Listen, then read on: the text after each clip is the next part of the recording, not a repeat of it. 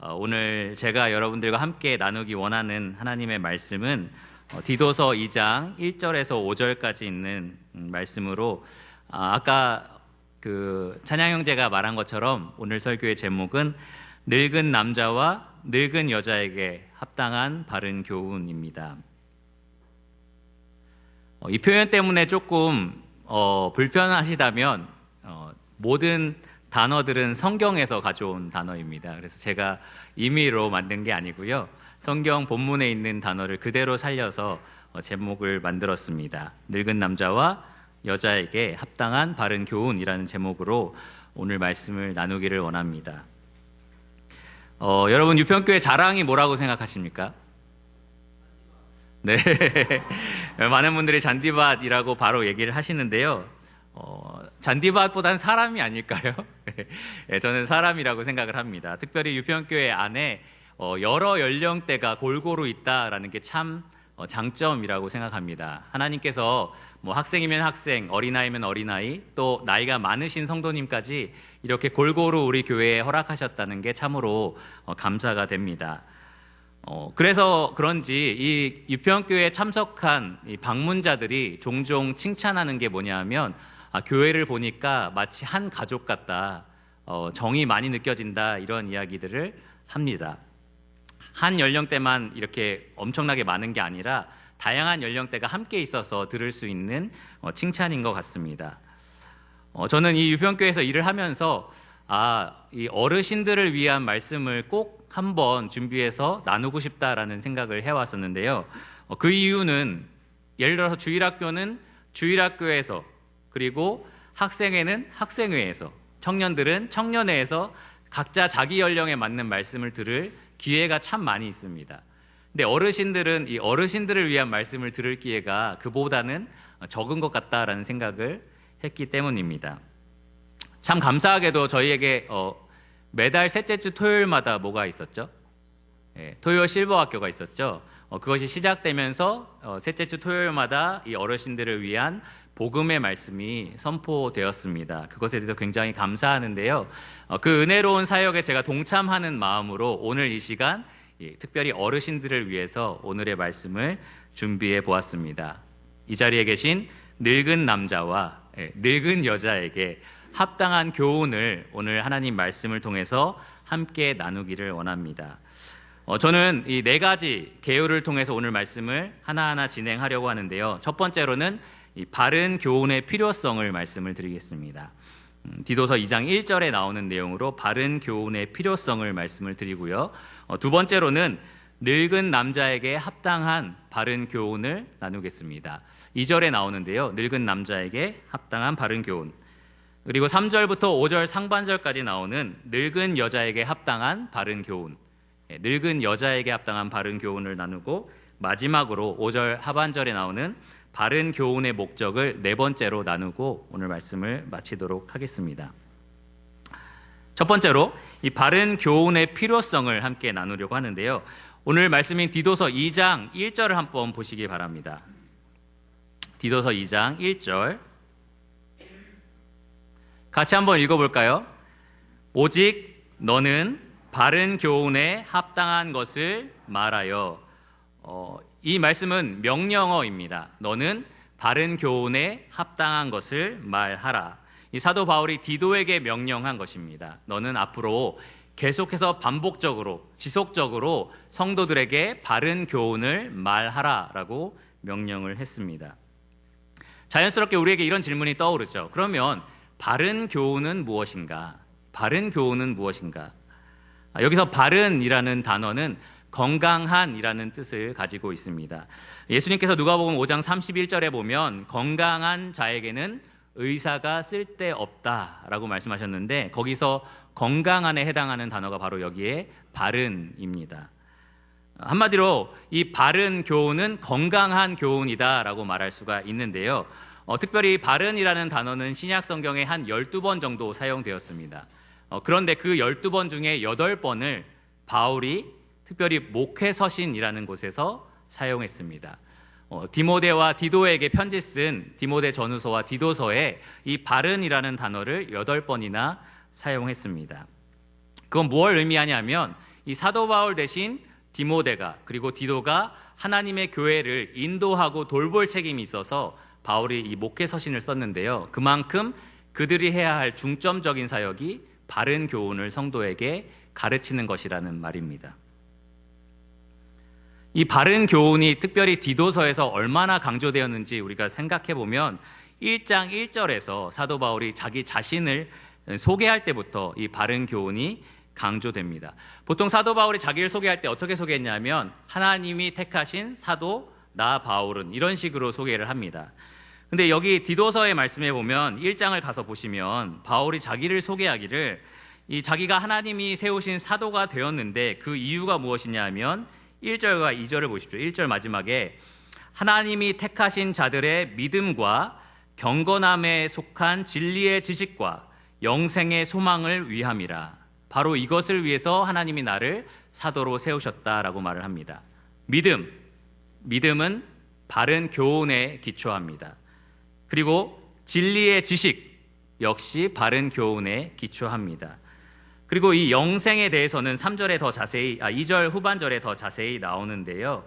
이 영생은 거짓이 없으신 하나님이 영원 전부터 약속하신 것인데 자기 때에 자기의 말씀을 전도로 나타내셨으니, 그러니까 우리에게 주어진 영생, 이 바울을 통해서 성도들에게 전파된 이 복음의 말씀이 하나님의 진리로, 하나님의 말씀으로, 바른 교훈으로 전파되었다라는 말입니다. 그러니까 바울은 자기를 소개할 때, 이 복음을 소개할 때 벌써 이 바른 교훈을 굉장히 강조하면서 이 서신서를 시작했습니다. 뿐만 아니라 이 디도를 소개할 때도 이 같은 믿음으로 나의 참 아들이 된 디도라는 표현을 씁니다. 이 사도 바울과 같은 믿음, 같은 교훈 위에 세워진 같은 믿음으로 태어난 이 디도다라고 표현을 합니다. 4절에 같은 믿음에 따라 참 아들이 된 디도라고 표현이 되어 있습니다. 그리고 나서 바울은 이 디도에게 내가 너를 그레데에 남겨둔 특별한 이유가 있다라고 설명하면서 5절부터 바로 그 이유를 그 그레데 교회의 장로를 세우기 위함이다라고 설명을 합니다. 이 바울이 디도를 그레데 섬에 놔두면서 그 교회 안에 합당한 장로들을 세워야 된다라고 명령을 한 건데요.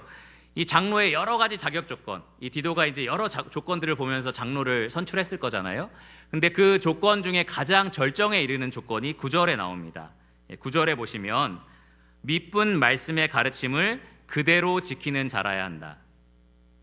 장로에 있어서 가장 중요한 특징 중에 하나가 하나님의 말씀을 있는 그대로, 바른 교훈 그대로 지켜야 한다라는 겁니다.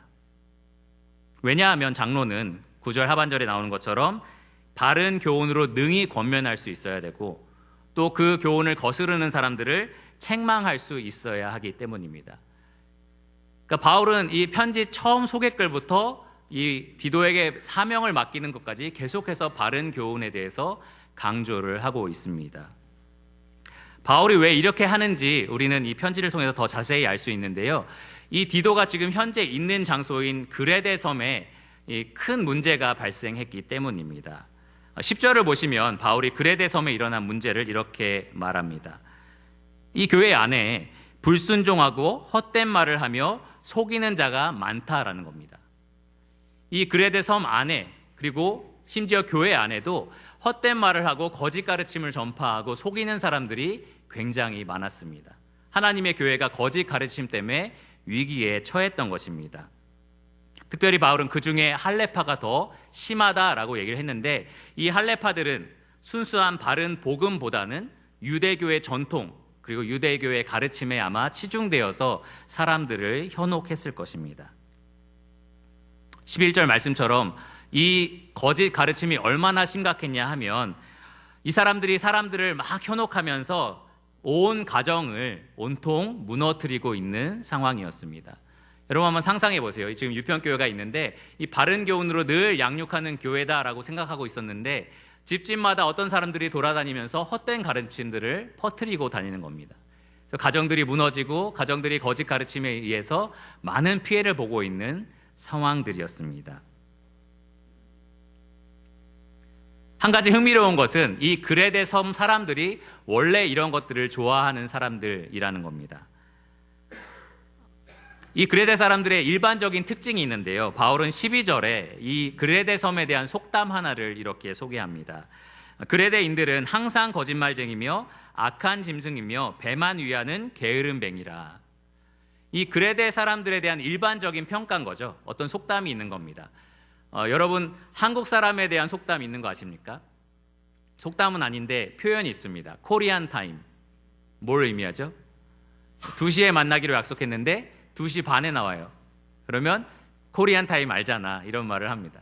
그게 무슨 말입니까? 한국 사람들은 약속 시간을 보통 어긴다. 좀 늦게 온다. 이러한 생각들이 이제 팽배한 거죠.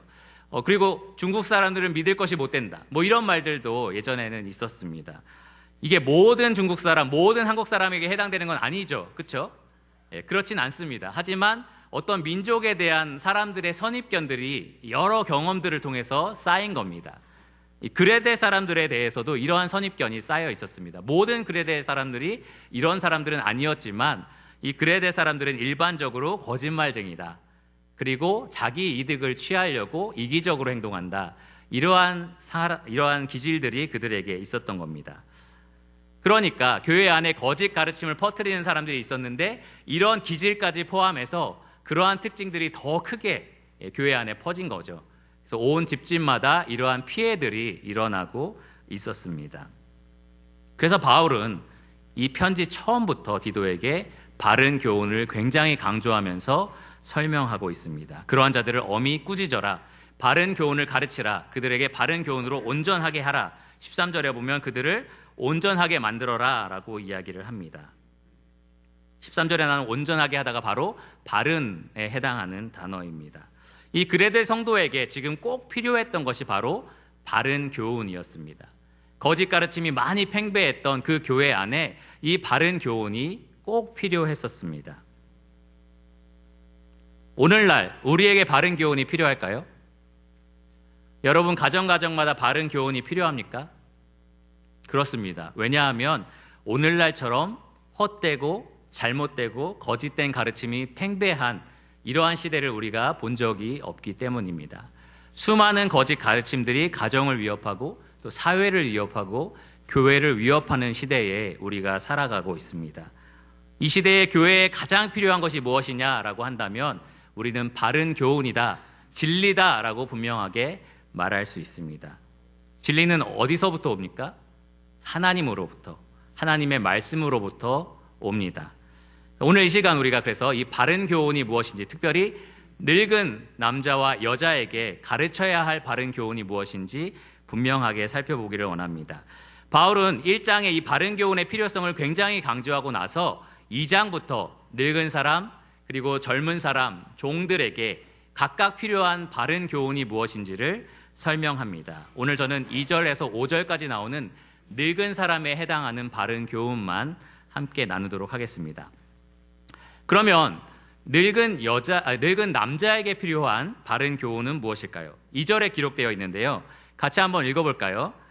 2절입니다. 늙은 남자로는 절제하며 경건하며 신중하며 믿음과 사랑과 인내함에 온전하게 하고. 여러분 늙은 남자라고 써있죠? 제가 임의로 만든 제목이 아니죠. 늙은 남자입니다.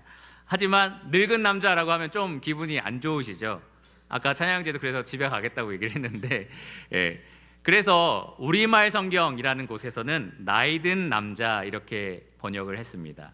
좀 괜찮으신가요? 나이든 남자? 그것도 별론가요? 어쨌든 나이든 남자라는 번역이 있습니다. 이 나이든 남자라는 단어는 한 단어인데요. 헬라어로 프레스부타스라고 합니다. 이 한 단어는 그 당시에 유대인 유명한 그 철학자인 필로라는 사람에 따르면 60세 이상의 남자를 가리킬 때 사용했습니다. 60세 이상의 남자가 늙은 남자 혹은 나이든 남자라는 평가를 받았던 거죠. 오늘날엔 60세가 그렇게 나이가 많은 사람들이 아닙니다. 그렇죠? 요즘에는 환갑잔치도 잘 안 한다라고 하잖아요. 100세 인생이라는 말도 하는데 이 필로 당시에, 그러니까 주전 30년부터 주후 40년까지 살았던 이 필로 당시에는 60세까지 사는 사람들이 굉장히 적었을 겁니다. 그래서 늙은 남자다라는 표현들을 아마 사용했던 것 같습니다. 참고로 3절에는 늙은 여자가 나오는데요.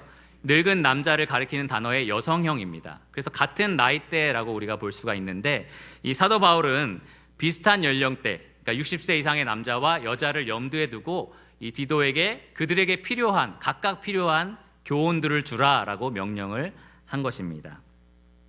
그러니까 이 자리에 60세 넘으신 성도님들 한번 손 들어보시겠어요? 형제님, 자매님들 60세 넘으신 분들. 넘었는데 안 드시는 분도 있을지도 몰라요. 이 말씀, 오늘 이 자리에서 전해지는 말씀은 여러분들을 위한 맞춤 말씀입니다. 하나님께서 바울을 통해서 성령의 감동하심으로 60세 이상 되시는 여러분들을 위해서 특별히 이 말씀을 기록해 주셨습니다. 그러니까 여러분에게 맞춤된 말씀이니까 잘 들어보시기를 바랍니다. 그러면 60세가 넘지 않으신 분들 한번 손 들어보실까요? 저는 60세가 아직 넘지 않았습니다. 네. 그럼 여러분들에게 필요 없는 말씀일까요? 그렇지 않습니다. 왜냐하면 여러분 모두가 하나님의 은혜면 60세가 될 것이기 때문입니다. 이 앞에 있는 찬미자매 지금 20살이죠? 네. 60세가 되려면 40년이 남았죠?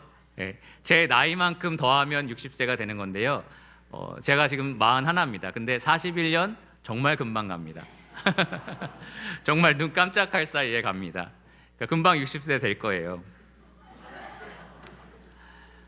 여러분, 나이가 먹는 건 그 누구도 막을 수가 없고 이 자리에 계신 모든 분들은 60세가 될 겁니다. 그러니까 미리 예습한다는 생각을 가지고 이 말씀을 잘 들어보시기 바랍니다. 미리 대비하고 훈련하자라는 마음으로 이 말씀을 들으시고요. 혹은 부모님이나 내가 아는 형님 혹은 누나에게 이 말씀을 전해줘야겠다라는 생각을 가지고 잘 들어보시면 좋겠습니다. 이 늙은 남자에게 바울이 전해준 교훈, 이 바른 교훈은 총 4가지입니다. 2절에 보시면 첫째로는 절제하라, 그리고 둘째로 경건하라, 셋째로는 신중하라, 넷째로는 온전하라, 이렇게 4가지 명령이 주어졌습니다. 이것이 디도가 그레데 섬에 있는 성도들 중에 늙은 남자에게 전해줘야 할 합당한 바른 교훈이었습니다. 이 모두 4가지가 다 성품과 관련되어 있는 말씀입니다. 여러분 가만히 한번 생각해 보시기를 바랍니다. 나이가 들면 점점 들어갈수록 사람들은 왕성한 활동에서 자연스럽게 점점 멀어지게 됩니다. 그리고 당연히 은퇴를 원합니다. 내가 일하고 있는 직장에서도 또 사회에서도 교회에서도 하는 일들을 점점 손에서 놓고 싶어 합니다. 그리고 놓게 됩니다. 그것이 이 나이가 들어가면서 자연스럽게 우리에게 일어나는 일입니다. 하지만 오늘 이 말씀을 통해서 우리가 분명하게 알 수 있는 것 하나, 우리가 분명하게 기억해야 하는 하나가 있는데요. 이 그리스도를 닮아가는 일에 있어서는 은퇴가 없다라는 겁니다. 그리스도의 성품을 닮아가는 일에 있어서는 은퇴가 없습니다. 늙은 남자들도 교회 안에서 분명하게 할 일이 있습니다. 뭐냐 하면 이 젊은 사람들에게 더 성숙한 그리스도의 형상을 보여주는 것입니다. 특별히 절제, 경건, 신중, 온전 이 4가지는 1장에서 디도에게 장로의 합당한 성품을 가진 사람을 찾으라라고 할 때 제시한 성품과 매우 유사합니다. 디도에게 바울은 신중하며 의로우며 거룩하며 절제하는 사람을 장로로 뽑으라고 했습니다. 바로 이런 유사한 성품들을 나이가 든 형제님들은 가지셔야 한다라는 겁니다. 이 장로들이 말뿐만 아니라 삶을 통해서 그 드러나는 성품을 통해서 성도들의 본이 되어야 하는 것처럼 나이가 드신 형제님들은 다른 성도들에게 말뿐만 아니라 삶으로서 본이 되어야 한다라는 겁니다. 그리스도의 교훈을 장로들이 말로 전하잖아요. 그리고 삶으로 보여줘야 할 책임이 있잖아요. 마찬가지로 나이가 드신 형제님들은 이 삶으로 성품으로서 그리스도의 형상을, 이 성품을 성도들에게, 특별히 젊은 사람들에게 나타내줘야 한다라는 겁니다. 그것이 여러분들이 순종해야 할 바른 교훈입니다. 이 4가지를 간단하게 하나씩 살펴보겠습니다. 먼저 나이가 있는 형제님들은 첫째로 절제해야 합니다. 절제라는 말은 자기 자신을 잘 다스리는 거고요. 이 시간과 물질을 균형 있게 통제하는 능력을 말합니다.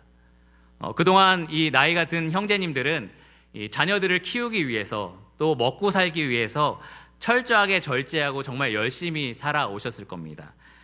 근데 어느덧 아이들을 독립시키고 이제 직장에서도 명퇴할 날이 가까이 오고 그러면서 더 이상 나는 절제하지 않아도 돼. 남은 삶은 편하게 내가 하고 싶은 대로 살자. 이렇게 완전히 놓아버리는 그러한 유혹을 받기가 참 쉽습니다. 요즘 세상에 욜로라는 말이 있죠. 욜로가 뭐의 약자인지 아십니까? You only live once 랍니다. 그래서 뭐냐면 당신은 오직 한 번만 삽니다 라는 뜻입니다. 이게 세상에서는 어떻게 쓰이냐 하면 당신은 한 번밖에 살지 못하니까 한 번뿐인 인생 원하는 대로 마음껏 하고 싶은 대로 사십시오. 이런 의미로 사용이 됩니다. 하지만 이 교회 안에서 우리가 그 의미를 가지고 산다면 사실 안 되겠죠. 만약에 이것을 그대로 산다면 이게 당시의 그레데 사람들을 유혹했던 세상 가르침, 헛된 가르침과 다를 바가 없다라고 생각을 합니다. 만일 우리에게 주어진 인생이 단 하나뿐이라면, 그게 사실이죠. 하나뿐이라면 그리스도인은 마땅히 이 하나뿐인 인생을 죽을 때까지 철저하게 절제하면서 우리 주님을 위해서, 그 영광을 위해서 살아야 하는 사람들입니다. 우리에게 주어진 모든 것들을 균형 있게 내 삶의 모든 영역에 사용하고 통제하는 그러한 절제를 보여줘야 합니다. 난 이제 은퇴했으니까 이제 남은 삶은 가족이나 내 취미 생활에 올인하겠다. 이거는 옳은 생각이 아니라는 겁니다. 오히려 결혼 전 청년들에게 저희가 하는 말이 뭐냐면 너 아직 가족이 없고, 그러니까 결혼하지 않았고 돌봐야 할 처자식이 없으니 더 주님을 위해서 헌신할 수 있는 특별한 시기다라는 말을 하는데요. 이제 은퇴하신 분들, 나이가 드신 형제님들이 다시 그러한 기회를 얻은 겁니다. 더 이상 돌아볼 가족들이 없다는 건 아니지만 독립해서 이제 그들 나름대로 가족을 꾸렸고 나도 직장에 매여 있지 않으니 이제는 더 주님을 위해서 정진할 수 있는 특별한 시기가 된 것입니다. 그러니 이 시기를 이제 나는 한 번뿐인 인생 즐기며 살자라고 생각하지 마시고요. 이 말씀처럼 절제하면서 더 주님의 영광을 위해서 사시기를 바랍니다. 둘째로, 나이가 든 형제님들은 경건해야 합니다. 이 경건에 대해서 이 마운스라는 주석가는 이렇게 표현을 했습니다. 천하고 비속한 마음에서 고귀하고 선하고 도덕적 가치가 있는 마음으로 전환하는 것. 한마디로 말하면 옛 성품을 버리고 새 성품을 입어가는 과정이라고 말할 수 있을 겁니다. 성화를 말하죠. 그러니까 이런 성숙된 성품을 가지려고 부단히 노력하는 것이 이 나이든 형제님들이 계속해서 지속해서 해야 할 일입니다. 그리고 이러한 지속적인 성화는 다른 사람들의 존경심을 불러일으킵니다. 이 경건하다라는 뜻에 다른 사람의 존경심을 받는다라는 뜻도 들어있는데요. 이 존경은 보통 자발적으로 흘러나옵니다. 여러분 저를 존경해 주십시오. 저는 장로입니다. 이러면 여러분 벌써 반감이 좀 드시죠? 자신이 자기를 존경하라니 왜 저런 걸 주장하지? 이런 생각이 들 수도 있습니다. 그러니까 존경심은 이 다른 사람이 자발적으로 이 속에서 우러나오는 마음으로 표현하는 거지 누군가가 강요해서 일어나는 것이 아닙니다.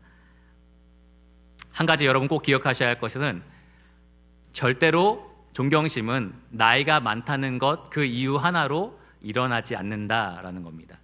단지 나이가 많다라는 그 이유 하나로만 존경심을 불러일으킬 수 없다라는 겁니다. 존경심은 존경할 만한 것이 있을 때에만 자발적으로 일어납니다. 여러분들이 오랜 세월 동안 가족을 위해서 헌신하신 그 부분 존경받아 마땅합니다. 또 여러분들이 교회에서 헌신적으로 일하고 충성스럽게 봉사하신 부분 정말 존경받기에 합당한 부분입니다. 그런데 진짜로 여러분이 존경받으셔야 할 부분이 뭐냐 하면 세월이 갈수록 더 그리스도를 닮아 경건하게 된다라는 그 부분입니다. 여러분이 점점 더 주님을 닮아가는 그 모습, 그것이 젊은 사람들로 하여금 진정한 존경심을, 깊은 존경심을 불러일으킨다라는 겁니다. 그러므로 여러분 디모데전서 4장 7절에 말하는 것처럼 경건에 이르기를 부지런히 연습하시기를 바랍니다. 나이가 들수록 더 주님을 많이 닮아가는 여러분이 되시기를 바랍니다. 나이가 많으시더라도 이제 그 경주를 그만두자라고 생각하지 마시고요. 내 안에서 버려야 될 것은 무엇인가 찾으시고 또 주님을 닮아가야 될 부분은 무엇인가라고 찾아서 부지런히 연습하시기를 바랍니다. 세 번째로 나이가 든 형제님들은 신중해야 합니다.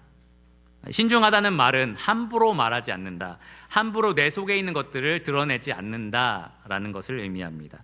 내 속에 있는 감정, 정욕들을 쉽게 표출하지 않는다라는 겁니다. 근데 제가 나이가 조금씩 들면서 드는 생각이 지금 41밖에 안 됐잖아요. 근데 청년들을 대하는 저의 자세가 조금씩 바뀐다라는 생각을 할 때가 있어요. 이제 20살 돼서 무슨 걱정이 있겠어 이런 생각이 들고 그들이 하는 고민들이 별거 아닌 것처럼 보일 때도 있어요. 뭐 학교 때문에 진로 때문에 고민돼요. 무슨 진로 하든지 무슨 상관이야. 그냥 열심히 살면 되지. 약간 이런 생각이 들고 제가 이미 다 지나왔던 길이니까 정말 아무것도 아닌 것처럼 보이기도 합니다.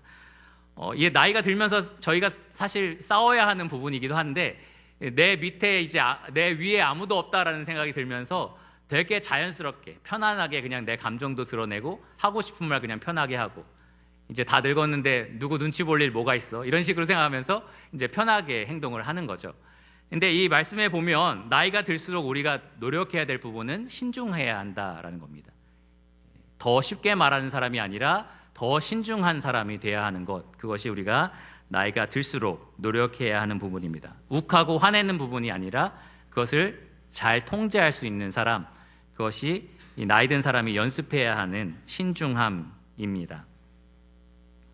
이 바른 교훈에 합당하게 사시려면 여러분들은 신중하게 사시기를 바랍니다.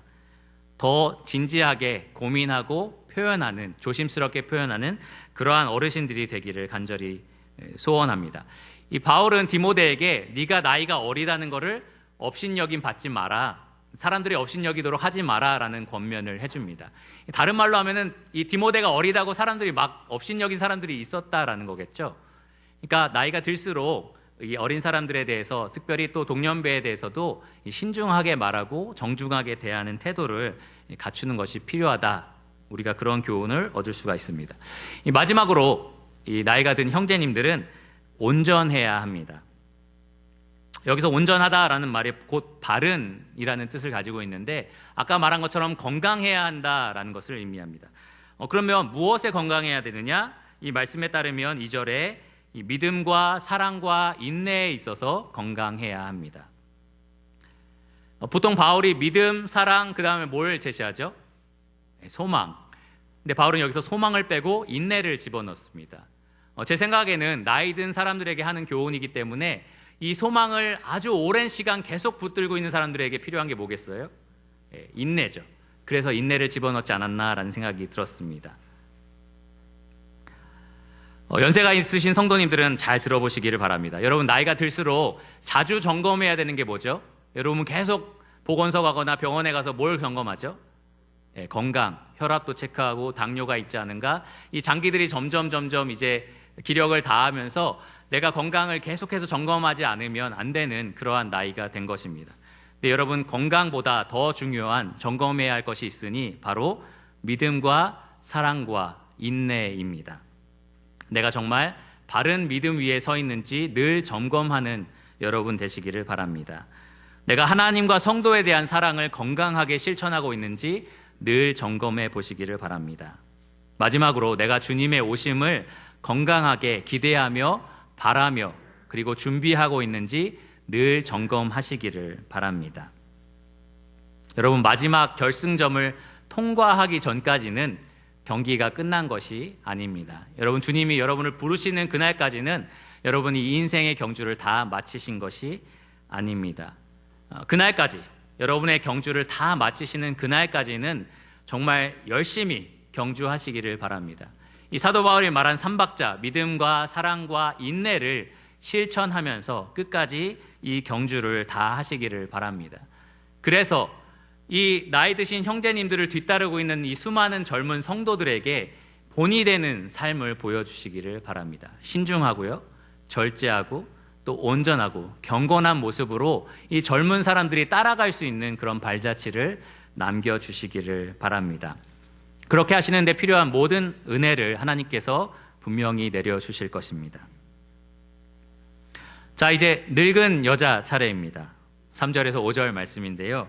늙은 남자는 늙은 남자라는 표현에 덜 민감한데 늙은 여자는 더 민감하겠다라는 생각을 해봤습니다. 민감하신가요? 60세가 넘으면 별로 신경 안 쓰이는 나이가 되는가 이런 생각도 해봤는데요. 늙은 여자에 대해서는 3절에 사도 바울이 말하기를 이와 같이라는 표현을 씁니다. 이와 같이. 늙은 여자들에게는 이와 같이라는 표현이 있는데요. 이 이와 같이는 앞에 있는 남자들에 대한 교훈을 가리킵니다. 그러니까 여자들도 앞에 남자에게 말했던 그 경건이나 절제나 온유나 온전함이나 이런 모든 부분들이 해당 사항이 있다라는 것을 의미합니다. 그러니까 여자들도 앞에 나와 있는 그리스도를 닮은 성품은 그대로 따라가야 한다라는 거죠. 특별히 3절 말씀에 보면 늙은 여자로는 이와 같이 행실이 거룩하며 라고 말을 합니다. 이 거룩하다라는 말에 앞에 있는 이 남자들에 대한 표현들이 아마 다 포함이 되어 있을 겁니다. 특별히 이 여자들에 대해서는 남자들과 달리 3가지 사항이 더 추가가 되어 있는데 2가지의 금지사항하고 하나의 임무가 포함되어 있습니다. 2가지의 금지사항 그리고 하나의 임무입니다. 이것을 조금 살펴볼 텐데요. 첫 번째로 이 늙은 여자들에게 금지된 사항이 하나 있는데 바로 모함하지 말라입니다. 일반적으로 남자가 말이 많을까요? 여자가 말이 많을까요? 여자가 말이 많습니다.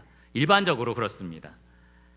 남성보다 여자가 대화를 많이 하고요. 그리고 여자가 남자보다는 더 자세하게 그리고 많이 표현하기를 좋아합니다. 어디 소개팅에 갔다 오면 형제들은 좋았어요 이러면 끝인데요. 자매들은 왔는데 어떤 옷을 입고 왔고 어떤 표정으로 들어왔고 이렇게 아주 디테일하게 자세하게 설명을 하는 편입니다. 남자들은 그 사람이 한 말만 생각을 하는데 여자들은 그 말을 한 이유까지 헤아립니다. 그래서 남자와 여자가 굉장히 다릅니다. 근데 이러한 여성의 특별한 그러한 성격들, 그러한 특징들이 이 교회 안에는 굉장히 큰 유익이 되는데요. 다른 사람의 마음을 공감해주거나 위로하거나 격려할 때 아주 풍성하게 말로써 사람들을 위로해 줄 수 있고요. 격려해 줄 수 있습니다. 그리고 많이 공감해 줄 수가 있습니다. 이게 아주 좋은 특징이고 유익이 되는 부분인데 반대로 이 말씀에 나와 있는 것처럼 하지 않아도 될 다른 사람에 대한 이야기를 할 문제가 생깁니다. 굳이 하지 않아도 되는 다른 사람에 대한 이야기, 곧 모함의 문제가 생긴다라는 겁니다. 사도 바울은 디모데에게 편지할 때에 이런 모함을 일으키는 여성을 가리켜 이렇게 표현을 했습니다. 디모데전서 5장 13절에 보면 이런 여자들은 집집으로 돌아다니고 게으를 뿐 아니라 쓸데없는 말을 하며 일을 만들며 마땅히 아니할 말을 한다.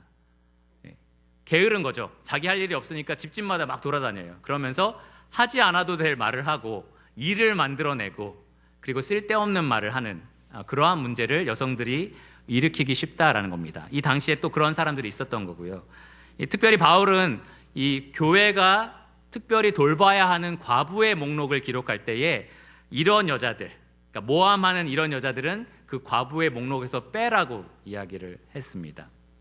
왜 그럴까요? 그 사람이 과부고 정말 필요한 것들이 있는데 왜 교회가 돌보지 말아야 할까요? 그 여자가 하나님의 바른 교훈에 따라서 살지 않기 때문입니다. 그 교훈에 따라 살지 않기 때문에 바울은 이런 사람들은 돕지 말라라고 이야기를 한 것입니다.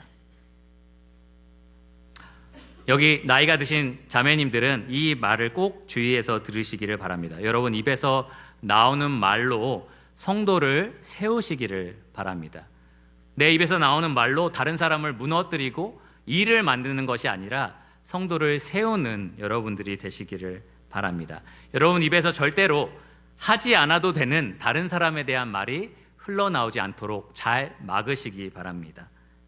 굳이 말해서 문제가 일어날 수 있을 것 같다라고 그런 생각이 든다면 말을 하지 않는 것이 좋습니다.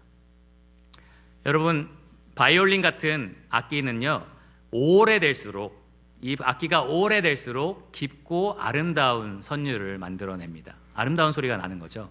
마찬가지로 자매님들은 나이가 들수록 오래되실수록 그 입에서 아름답고 덕이 되는 말이 흘러나오기를 간절히 원합니다. 두 번째로 나이 든 자매들에게 하나님께서 이 말씀을 통해서 금지사항이 있습니다. 뭐냐면 많은 술의 종이 되지 말라입니다. 많은 술의 종이 되지 말라. 혹시 여기 계신 자매님들 중에 60세 이상 되시는 자매님들 중에 나는 술을 매일 먹어요 라는 분 계십니까? 안 계시죠? 사실 우리나라 문화권에서는 사실 좀 잘 이해가 안 되는 부분이에요. 우리나라 이 문화에서는 술을 그리스도인들이 잘 그렇게 마시지는 않습니다. 혹시 마시는데 손 못 드시는 분이 계실지도 모르겠어요. 그런데 우리나라 문화에서는 그렇습니다. 근데 이 당시 이 바울의 문화권에서는 술이 그냥 쉽게 먹을 수 있는 음료 중에 하나였습니다. 그래서 바울은 디모데에게 네가 건강을 위해서 포도주를 조금씩 쓰라라는 권면을 했을 정도였습니다. 하지만 성경에서 계속 강조하고 있는 것은 술을 마시는 건 괜찮지만 술의 지배는 당하지 마라입니다. 성경에서 계속 강조하고 있는 것이 바로 그건데요. 술 취하지 말라. 로마서 13장 13절에 나와 있고요. 에베소서 5장 18절에서도 술 취하지 말라. 이는 방탕한 것이다.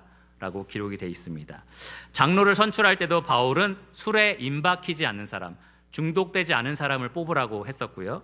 이 디도에게 1장에 장로를 선출하는 기준에 대해서도 술을 즐기지 않는 사람을 뽑아라 라고 얘기를 했습니다. 사람이 술의 통제를 받으면 어떻게 됩니까? 자기 자신을 놓게 되죠.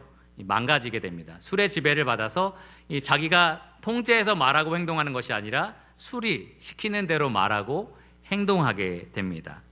이걸 지금 우리 상황에 적용하면 여기 연세가 있으신 자매님들은요, 술 외에도 그 어떤 것에 중독되지 말아야 한다라는 겁니다. 여러분, 그 어떤 것에도 중독되고 통제되는 삶을 사시지 마시기를 바랍니다. 혹시 여러분 취미로 어떤 생활을 하시는 것은 좋지만 그 취미가 여러분을 혹시 통제하고 있지 않은지 잘 생각해 보시기를 바랍니다. 심심하니까 TV 보는 취미를 갖고 있었는데 혹시 TV가 없으면 살 수 없는 인생으로 지금 그렇게 인생이 바뀌지는 않았는지 잘 생각해 보시기를 바랍니다. 우리 그리스도인이 취해도 되는 거, 중독돼도 되는 게 딱 하나 있습니다. 뭘까요? 술 취하지 말라. 이는 방탕한 것이니 오직 뭐의 충만을 받으라? 성령의 충만을 받으라. 여러분, 성령의 통제를 받으시기를 바랍니다. 여러분, 나이가 들수록 나를 통제하는 분이 누군지를 더 뚜렷하게 보여주는 자매님들이 되시기를 바랍니다. 자, 이제 두 가지 금지사항을 살펴봤고요. 마지막으로 하나의 임무를 살펴보겠습니다. 이 나이가 많은 자매님들, 늙은 여자에게 딱 한 가지 임무가 주어졌는데요. 그것은 바로 선한 것을 가르치는 자들이 되는 것입니다. 선한 것을 가르치는 자들이 되는 것. 3절 마지막에 보면 선한 것을 가르치는 자들이 되고 라고 기록이 되어 있습니다. 자매님들은 자매는 교회 안에서 가르치지 못하게 되어 있지 않나요? 라고 질문하실지도 모릅니다. 그 질문에 대한 대답은 맞습니다. 옳습니다. 이고요. 또 자매님들 중에 여자는 1절 종용함으로 배우라 라고 되어 있지 않나요? 그 질문에 대해서도 대답은 맞습니다. 그것이 옳습니다. 입니다. 하지만 오늘 본문에 보면 자매들에 대해서 가르치라 라고 명령이 되어 있습니다. 그럼 누구를 가르치라는 말이냐? 바로 4절에 나와 있습니다. 그들로 젊은 여자들을 교훈하되. 나이가 든 자매님들은요, 젊은 자매들을 가르치고 교훈할 책임이 있고요. 그것이 바로 여러분들의 임무입니다. 그러면 무엇을 가르쳐야 되느냐? 나이 많은 자매님들이 젊은 자매에게 무엇을 가르쳐야 되느냐? 4절과 5절에 총 5가지가 언급되어 있습니다. 첫째로는 남편과 자녀를 사랑하도록 가르치셔야 되고요.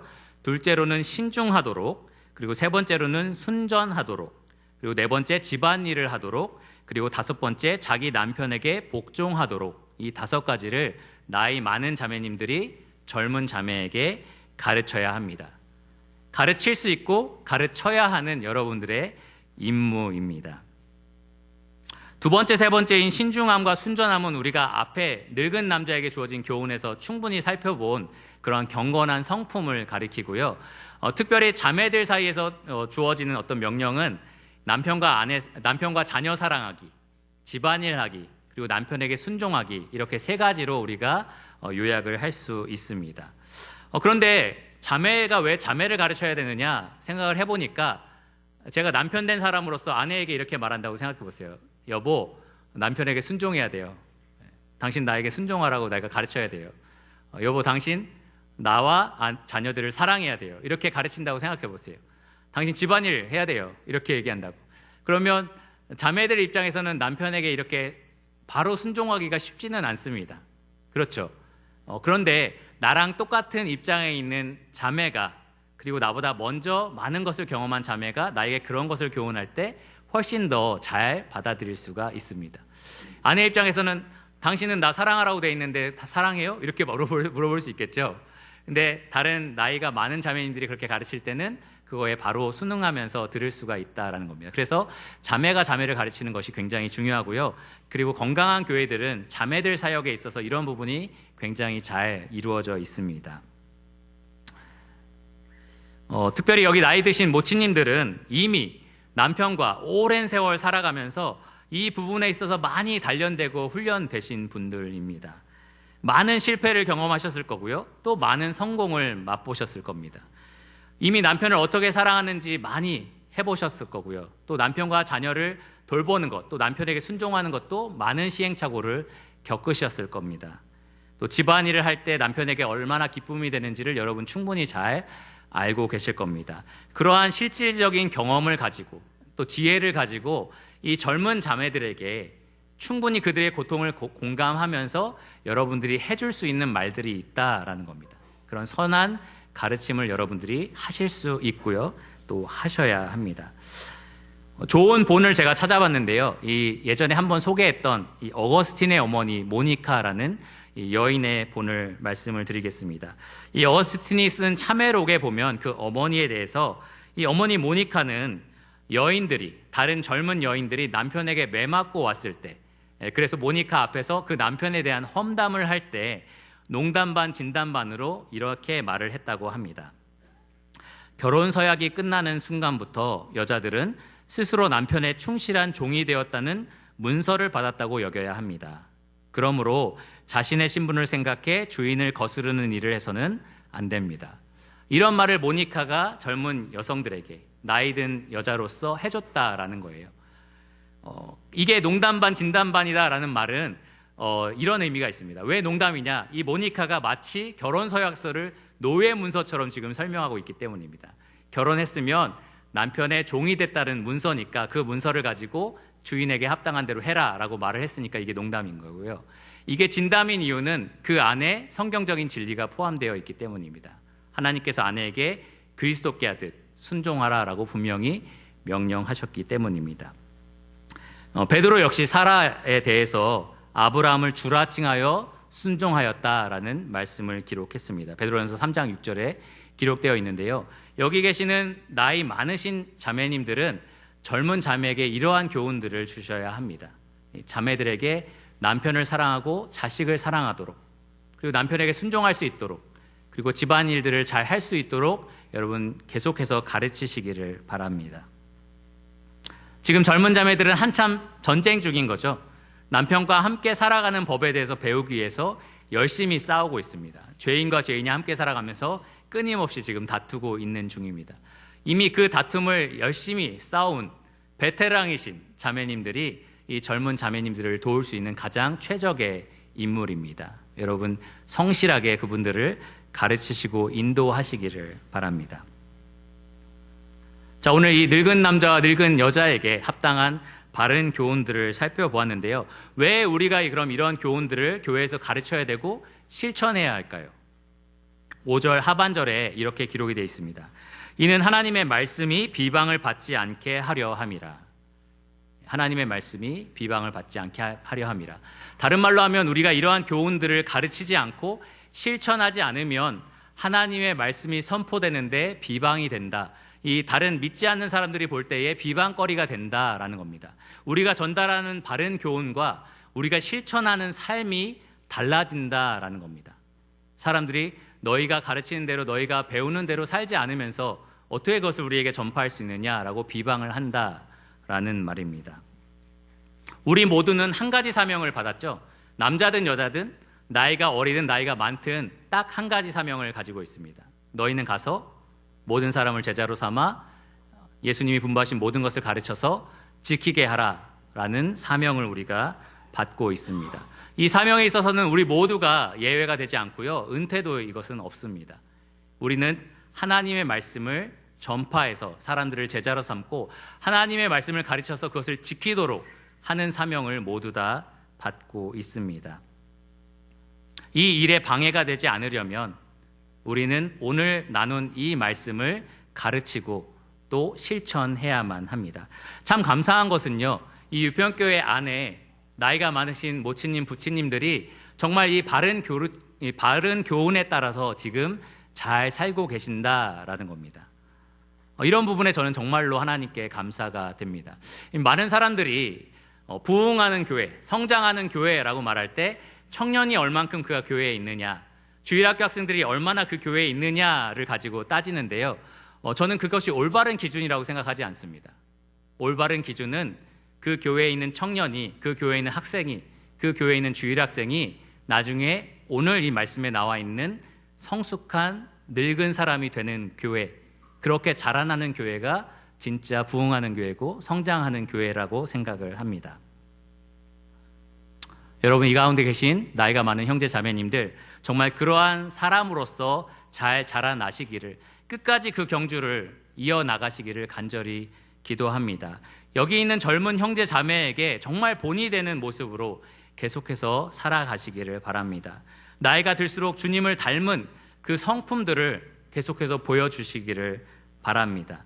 더욱더 경건하고, 더욱더 신중하고, 더욱더 삶을 절제하고, 더욱더 온전한 삶을 살아가는 그러한 형제 자매님이 되시기를 바랍니다. 그리고 우리 이 유평교회 모든 구성원들이, 여기 있는 젊은 청년들도 포함해서요, 우리 모두가 오늘 말씀에서 말하고 있는 이 성숙한 늙은 남자와 늙은 여자가 되기를 바랍니다. 여러분, 그런 늙은 사람 되고 싶으세요? 네, 그런 사람들이 되기를 간절히 바랍니다.